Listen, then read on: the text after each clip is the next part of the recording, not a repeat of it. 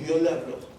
Si Pablo hubiera estado atosigado de la problemática que estaba viviendo del norte, del milenio, de todas las noticias, yo te aseguro que no hubiera alcanzado a escuchar la voz de Dios.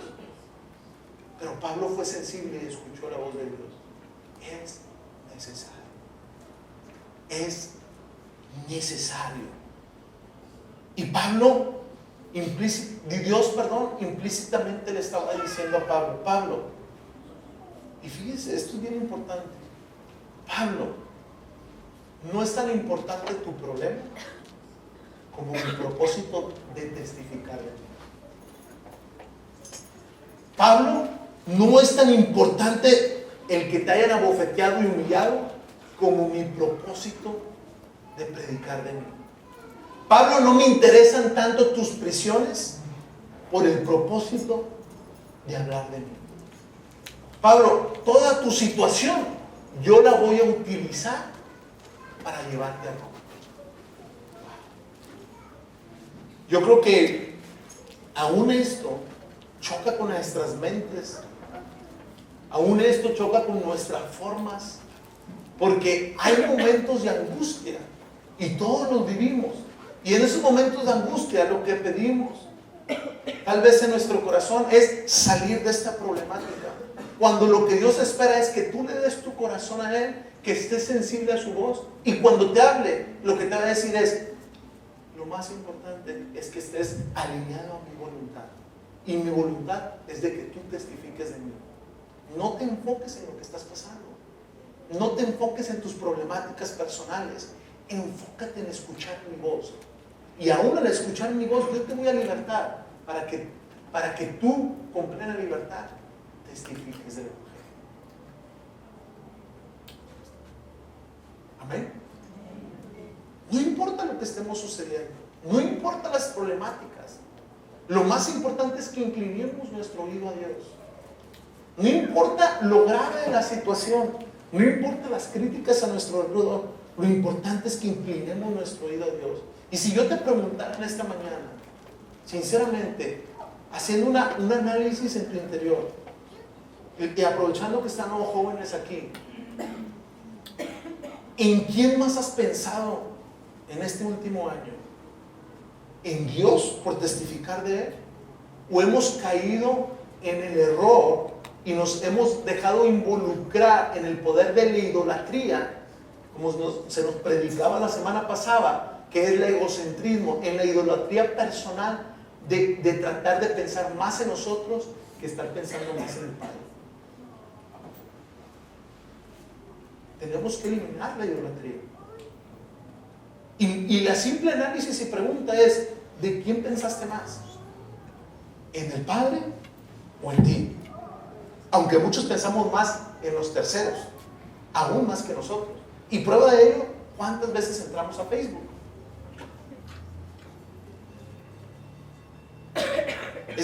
Es increíble, la verdad. Es increíble que aún en reuniones laborales la gente está en el Facebook. Y observas, y todo el mundo conectado al Facebook, al WhatsApp, porque están más interesados en lo que va a decir la otra persona, están más interesados cómo se vistió otra persona, están más interesados en la vida de los demás que en la vida del Padre. Ahora, yo no digo que sea malo, porque tal vez en Facebook estás viendo la palabra de Dios, pero tú sabes, y nadie te va a juzgar de aquí porque no tenemos el derecho de hacerlo. Pero tú mismo, tú como persona, valora tu vida si realmente estás enfocándote más en las cosas del Padre o en las cosas tuyas, o aún en las cosas de los demás. Pablo tenía bien claro que lo más importante y lo necesario era hacer la voluntad del Padre. Porque incluso en la misma palabra, en Hechos, en el versículo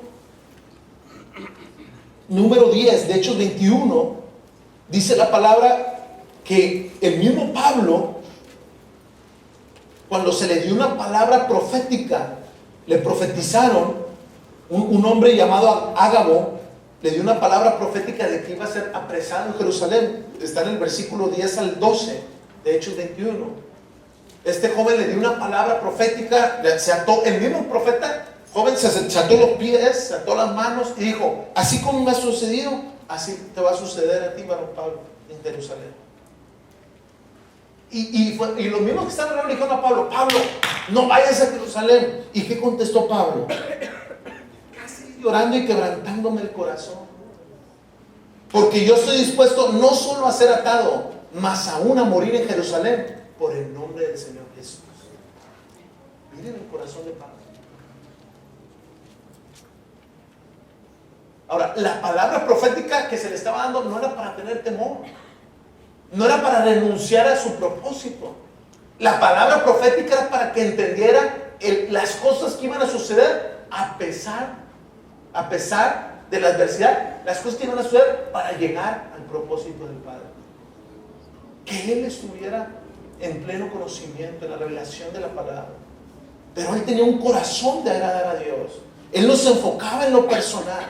Y les dice: hey, no me quebranten el corazón. Cuando ustedes detienen mi propósito, quebrantan mi corazón. Cuando me quitas el tiempo, quebrantan mi corazón. Porque mi corazón está para morir por el Padre. Fíjense el corazón de Pablo. Pablo tenía presente en ese momento de su vida que él estaba viviendo en una situación de amores con el Padre. Era un tiempo de amores y de propósito para la vida de Pablo, porque él en medio de ese lugar no estaba en la mejor comodidad de predicar el evangelio como estamos ahorita aquí en este lugar. Él estaba en una adversidad, pero en esa comunión de amores con el Padre, él tenía la capacidad de decir: hey, mi corazón está de tal manera que aunque me maten, yo doy mi vida por Jesús, porque el mayor amor que existe es dar la vida de los hijos por el propósito del Rey. Él estaba en un momento de amores y de propósito. Yo te pregunto, a pesar de lo que está sucediendo, ¿estamos viviendo entre amores y propósito? Pablo lo estaba viviendo muy claramente, y la misma palabra marcaba la pauta a la vida de Pablo, lo que iba a vivir. No le importaba. El Padre esperaba que él se rechazara la idolatría personal, y él mostró que la idolatría ya no era parte de su vida en ese proceso, porque él no se enfocó en su bienestar, él se enfocó en agradar al Padre, aún de dar su propia vida. Él no se enfocó en agradar a los que le pedían, él se enfocó en el corazón del Padre. Él no se enfocó ni le interesó ofenderlos, al contrario le dijo: me quebrantan con lo que me dicen, ya no me quebranten, yo voy a dar mi vida. Yo sé lo que el Padre me ha mandado a hacer, y Él me dirá para qué. El Padre te dirá para qué. Y en ese momento Pablo, a pesar de las circunstancias adversas, a pesar de lo que estaba sucediendo, porque la percepción humana pareciera que Pablo iba a atravesar todo ese naufragio, todo ese sufrimiento, que era en condenación porque algo mal lo hubiese hecho. Si Pablo estuviera apresado el día de hoy, si alguno estuviéramos apresados el día de hoy, juzgaríamos sin entender lo que le está sucediendo a la persona en el propósito de Dios. De veras. Porque somos rápidos para prejuzgar, pero no tenemos un corazón para entender las formas y la voluntad de Dios en la vida de las personas. Y prejuzgamos que porque está ahí, algo malo hizo, y le damos más credibilidad a lo que hace una autoridad humana, a lo que la autoridad de Dios está haciendo en la vida de la persona. Y la percepción humana religiosa ha decidido: Pablo ya la regó y lo van a matar porque algo malo debió haber hecho, y tal vez su mensaje no es correcto. Pero aún en medio de todo eso, Pablo ya tenía la palabra dada a su vida, y su propósito ya había sido marcado con anterioridad por el mismo Padre.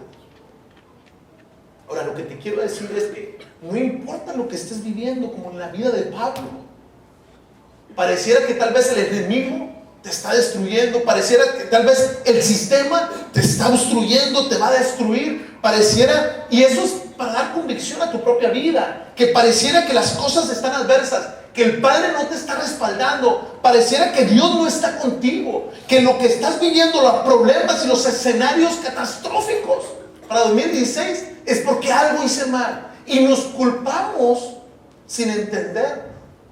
Y sin entender las causas y los para qué de Dios. ¿Por qué? Porque no hemos abierto nuestro corazón al Padre.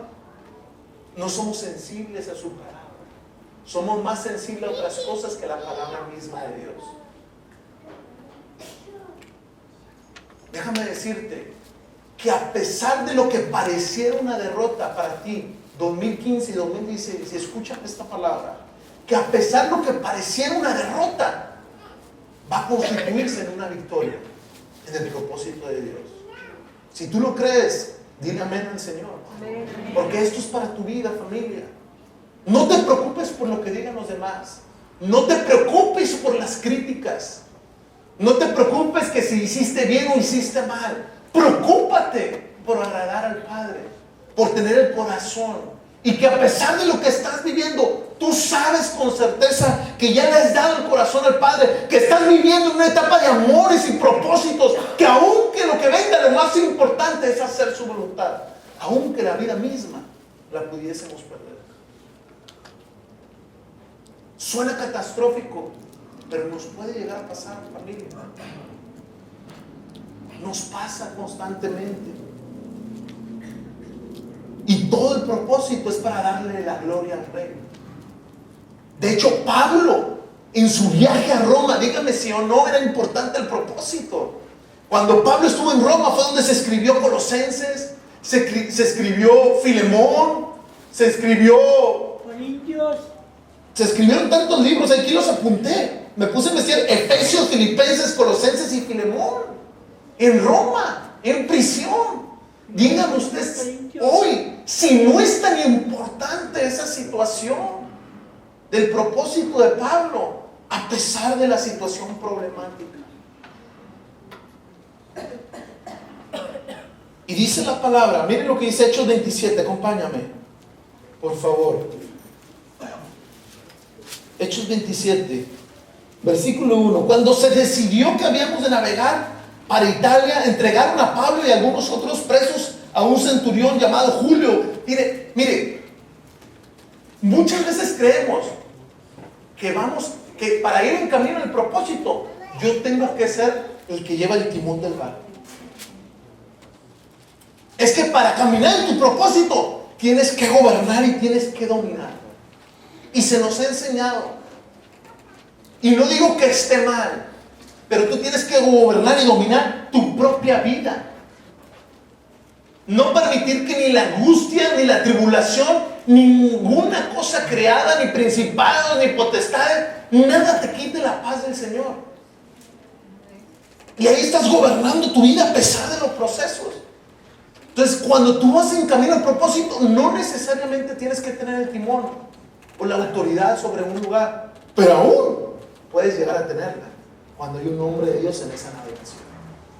Y dice, versículo 2: y embarcándonos en una nave adremitena que iba a tocar los puertos de Asia, zarpamos estando con nosotros Aristarco. Aquí el relato lo está haciendo Lucas. Y dice la palabra macedonio de Tesalónica. Al otro día llegamos a Sidón, y Julio, tratando humanamente a Pablo, le permitió que fuesen los amigos para ser atendido por ellos. Miren, regrese al versículo 1. Dice: entregaron a Pablo y a algunos otros presos a un centurión llamado Julio, de la compañía Augusta. Ahora, yo le voy a anticipar lo que Dios ponía en mi corazón en esta historia. Y lo que Dios ponía en mi corazón en esta palabra, yo quiero que usted lo vaya meditando en la medida que vamos leyendo esta historia y se lo voy explicando. Voy a ser ya muy concreto para no retardarme. ¿Y tiene calor? No. Muy bien. Tenemos frío. A ver. Bueno, Aquí pega. pues, si es el calor del Espíritu Santo. Aleluya. Entonces, lo que Dios me mostraba es que mucho de esta navegación, y Dios ponía en mi corazón cuando empecé a meditar en la palabra de Dios, me ponía que esta navegación, la analogía de esta navegación es de que Pablo representa nuestra vida en el Espíritu, mientras que la demás tripulación representa la carnalidad y la emoción y el alma de nuestras vidas. Y la vida del centurión Julio representa la mentalidad y las concepciones de nuestros pensamientos, que han tomado gobierno aún sobre nuestra vida espiritual. Y cada situación que se enfrenta en esta navegación es como el espíritu alerta la navegación, pero la navegación va en contra de lo que el espíritu dice y apresa el espíritu al Pablo en nosotros, al Cristo en nosotros, y somos más la tripulación y le damos más confiabilidad a la carne y a las emociones y aún al mecanismo de navegación, a lo que tenemos. ¿Está conmigo? Ahora, escucha la historia. Y dice, versículo 9.